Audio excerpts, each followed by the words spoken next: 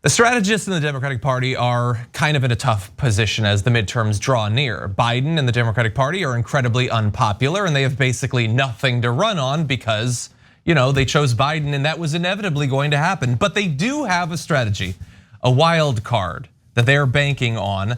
It is running ads for Republicans, for the most extreme Republicans, to try to get them to win their primary challenges. And so this is being reported on by the New York Times. Even as national Democrats set off alarms over the threats posed by far-right Republican candidates, like in the January 6 hearings, their campaign partners are pursuing an enormously risky strategy, promoting some of those same candidates in GOP primaries in hopes that those candidates will be easier for Democrats to beat. And we're gonna profile a couple of examples of this, but the first involves a race in California.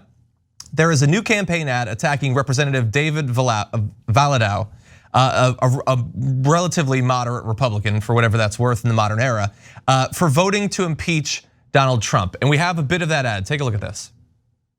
Same label, so Republicans gotta check the ingredients. David Valadao claims he's Republican. Yet, David Valadao voted to impeach President Trump. Yeah, Valadao voted to impeach Trump.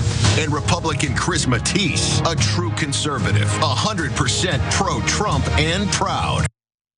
Just to be clear, that is a Democratic linked ad that is trying to get the 100% pro-Trump guy elected. They call him military veteran, local businessman. The other guy, he voted to impeach Trump. Like literally everyone who donated to make that ad wanted Trump to be impeached. But now that's the kiss of death, and you can see there the comparison they make, the weird can stuff.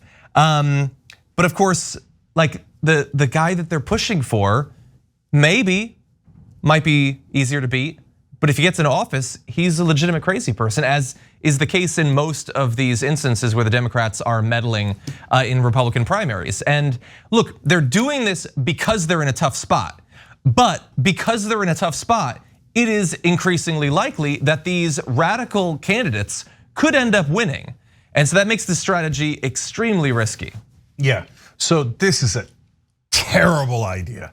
So, but at the same time, I wanna acknowledge that you can't have cookie cutter approaches. So is there a time in politics where spending money on a crazy person in the other party makes sense? Yes, but it's super rare, okay? So they had an example of McCaskill doing it with Todd Akin back in 2012, and that is a very good example of it, and I can name you a couple of others. But you have to be extraordinarily careful, and it should be in a rare situation. But the Democrats are not at all careful, let alone extraordinarily careful. Now, the best example of this gone awry is the Clintons were positive that the best person to run against would be Donald Trump. So they continually aided and abetted him during the Republican primaries. There's even a story about how Bill Clinton went to play golf with Donald Trump before the Republican primaries and encouraged him to run, because they thought, he'll destroy the Republican Party. And of course, there's no way he could beat Hillary Clinton.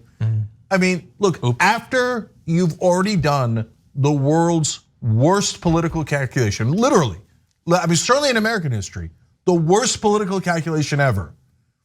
To double down on that across the country today in this environment is nuts. So guys, the country's in a populist mood. Of course, the Democratic Party, filled to the rim with elites, doesn't see it at all. They're like, if we get these wild-eyed populists to run against the establishment Democrats, we'll win easily. Will you? Or did you just spend millions and millions of dollars helping the worst people on earth? And guys, once you spend the money to build up their name recognition, you can't take it back. That is just a huge win for those candidates and the Republican Party overall. And every dollar you spend helping a Republican is a dollar you could have spent on a Democrat. And of course, what would they have done with that money anyway? They would have spent it trying to hurt progressives within the Democratic Party. That's all they're spending it on today, right? They're not, all of the primary ads are like, this progressive is not enough of a Democrat. And they literally take Republican money to run ads against progressives. Then they take Democratic money to run ads on behalf of Republicans. That's how deeply incompetent the Democratic Party is.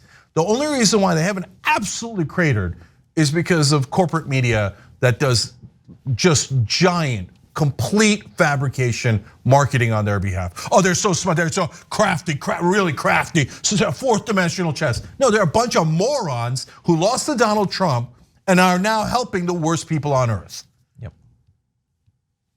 I mean, this is the exact type of incompetence that I've really just come to expect from the Democratic Party. But really, what are we to expect from the Democrats and the DNC when all they do is hire losers? And when I say losers, I don't mean personality-wise. Although a little bit, I mean personality-wise. But look at the people who are running the DNC. These are people who lost their campaigns. Jamie Harrison, who is one of the people who was cited a couple times as being one of the masterminds behind this brilliant electoral strategy of propping up fascists, lost his race in 2020 by a large margin. Debbie Wasserman Schultz lost her race. She was also working for the Clinton campaign at the time that they employed the same failure strategy with Trump. I mean, even Tom Perez was going to lose to be the DNC chair before Obama stepped in and made sure a real progressive like Keith Ellison, who's actually a winner and actually knows how to win elections, wouldn't have that position, because then the Democrats might actually get something done. But this is just a way for them to make sure they never have to have policy goals, to make sure they never have to run on anything and just can continue to run against someone who is scary. It's just such deep incompetence within the party. Well, I can see, I'm listening to both of you. I know that you're both worried. I want to reassure you, if we can jump ahead to graphic 9, Democrats involved acknowledge the game they're playing. They insist, though, they only have one job: to preserve their party's slender majority, and that they're only targeting races where the extremist candidates cannot prevail. No, but because what you guys don't understand is this can't fail. It's a foolproof plan being thought up by fools. Do you not get why they would be experts on such things? No, but like when someone says, hey, this is a crazy strategy, and literally everyone, as we are, points out the very high profile case in 2016 where this clearly didn't work, and it was sort of consequential when it failed. They still respond with, well, but no, you don't have to worry because this can't lose. Okay. Yeah. It's only the fate of our country. You're only gonna potentially pack congressional and senatorial races with people who would love to overturn our entire constitutional order to hand over the election to Trump. If he doesn't just win outright, which running against this Democratic Party, how could he lose? Yeah, guys, as usual, they're not just incompetent, they're liars.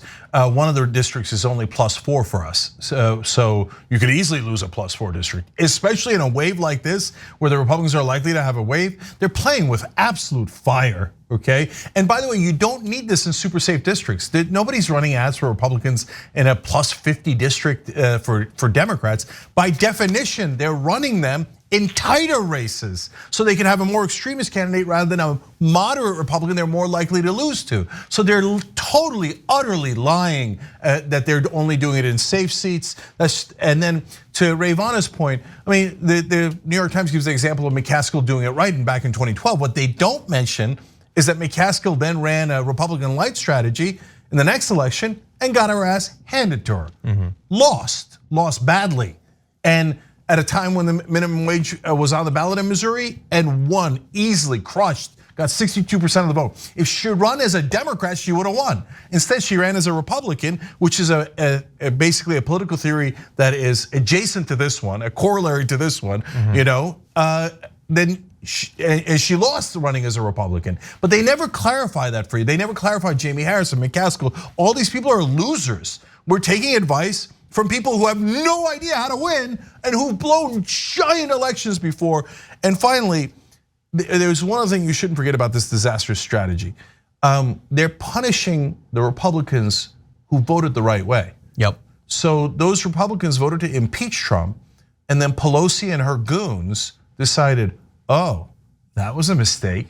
We'll now run millions of dollars in ads against you for voting against Trump. That's a great point.